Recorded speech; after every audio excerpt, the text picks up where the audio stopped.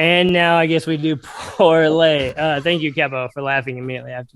Capo, why are you so childish? Where we just ask you to be quiet for 2 seconds so somebody can snap, and then you laugh immediately after the snap is done. Because you already snapped once. I thought it was a go. You can leave that. It's funny. Anyway. Don't tell me what's funny, Capo. Heaton 5. Yeah, so speaking of which, I'm actually here for this. Welcome to Poorlay, where we're competing against the show.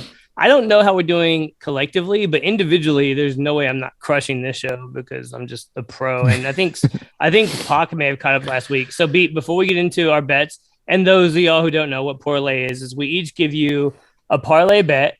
And then eventually, it initially started as we're not going to count individual bet collective totals, but then we realized none of us are going to hit 3 parlays ever. So we started counting them. So Beep, do you want to tell us where we are individually? And also, I know you're not ready for this, but do you know where the show is from a winning percentage? I don't know where the show is, but I will have that for you at a later date. Sorry, I did that.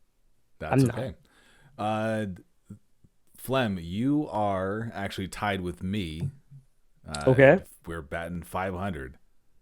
Oof. Yeah, 6 out of 12. Capo went on a serious run. He actually had 4 correct in a row. So did he hit a parlay? No. He had one. He had 2. He went 2 for 3 the previous week, and then 2 for 3 last week. So he has now 4 wins out of 12. Stupak, you are at 4 for 9. That's a 444 winning percentage. And then Pam is still sitting at 1 out of 3. And bringing up the rear is Noah at 0 for 3. Noah for 3. Yeah, no, I mean, I just like his articles, so that's fine. Like, he's just not good at. That wasn't good. That joke didn't deserve that laugh, No, Capo. not at all. I made it. I made it, and I'm mad at how much you laughed. Pot, we didn't ask you earlier before we get to this. And I'll say in a quick synopsis, but I don't want to rush you. How did you think last week went? Excellent. Fuck yeah! I love that. All right, let's start with the parlays. So I have a couple parlays here, and I'm gonna go like heavy money line because I feel like these games are gonna be a little more obvious before we get into the meat and potatoes, as Mystical would say, of the game. So I'm gonna go with the money line of Boston Celtics. Of Miami Heat. Money line Miami Heat. Okay. Money line Golden State Warriors. I hate saying that as a Mavs fan. Don't worry, we're gonna win in 6. Count that for later, but that's money line Warriors, money line Heat, and I'm actually going to take the under on the Boston versus Miami game of 204. So take the under on 204. Okay, locked in.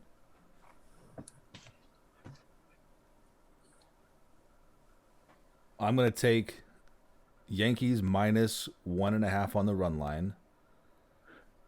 I'm going to take the Seattle Mariners plus 116 on the money line, and give me over 11.5 on the Giants at the Rockies. These games are on Tuesday, the 17th of May. Should we leave another 3 seconds of empty space with nobody saying anything and then just let somebody else start rambling off their bets? Because that was a great way to transition. Dead air. No doubt.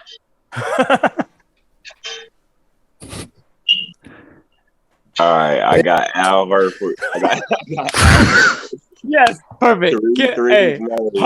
Pot cutting off Capo was the best way to do that. I'm sorry, Pot. Go ahead. Hey, I got Al Horford, 3 threes made plus 330. I got the Boston Celtics money line plus 105. And I got LUKA DONCIC with 5 threes made plus 175. Ooh. Let's do it. And that's at Golden State.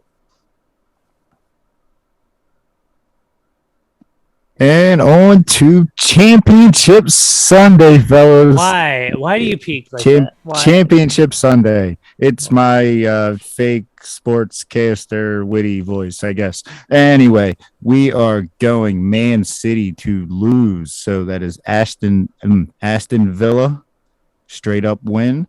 We're going Liverpool to win. straight up. And we are going Spurs to win and advance the Champions League. That's not a part. San Antonio's not even in the playoffs. You're expecting a laugh. No, I was expecting. And little nugget, Nottingham Forest to be promoted. No, that's enough of that. All right. So we've. Back to you, Flem. All right. Nope. Well done. I hate you so much for making me laugh there. All right.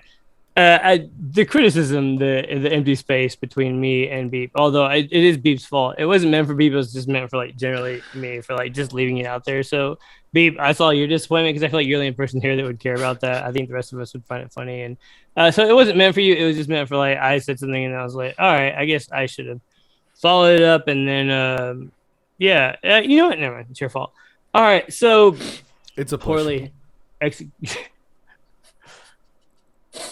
I think tonight's show went well once Pac joined. So if we could just avoid talking about things that happened last week, which is all me in the first 30 minutes.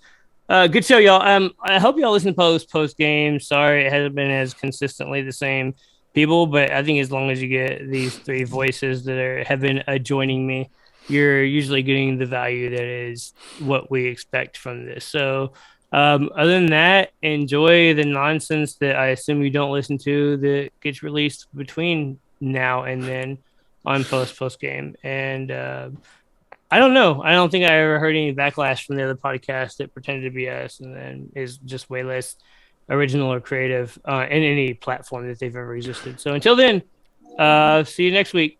Hey, yo, B, is this like doing a science project with a bunch of stoners, bro? How are you gonna ask? Oh wait, yeah, it's Beep. I'm sorry. I don't know why I just looked at Cat when he said it. Yeah, Beep. How mad at you? It's a push.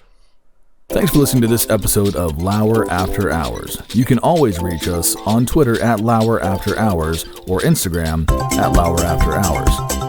We're available wherever you get podcasts, so don't forget to download, subscribe, review, and rate 5 stars.